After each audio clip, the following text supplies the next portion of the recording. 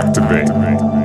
This is Living Power with Dan Hurst. There were other laws and other requirements that were for the Jewish people, and Jesus had to abide by those also, and which was important because he was Jewish.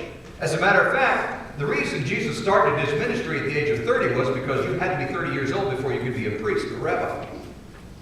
He couldn't have started when he was 25. He had to start when he was 30 years old because that was the law. That was the way they did it. That was the ruling. And so he followed all of that's why I say, my theory is that he was studying, I believe he was studying the Qumran community, the Essenes as they were referred to. I believe that's where he studied. And that's where he established his ministry. But all of that had to happen so that when he did start his ministry, it was started on time and it was started by the law, if you will.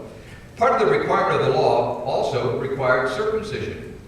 And it had to be on the 8th day after a Jewish boy was born.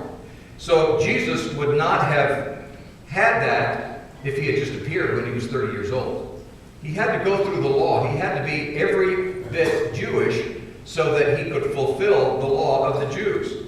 Also, if he had been born, he would not be both divine and human, and therefore he wouldn't be the incarnation of the Word, as the Bible talks about in John 1:1. He is the incarnation of the Word, and the Bible says that he was made flesh in the person of Jesus. John 1:14. We'll be seeing this in January. And the Word became flesh and dwelt among us, and we saw his glory, the glory of the only begotten from the Father, full of grace and truth. All of those things had to happen by law or by following the Jewish law. He needed to follow the Jewish law, but the law itself all brought together and pointed to the fact that Jesus was the Messiah.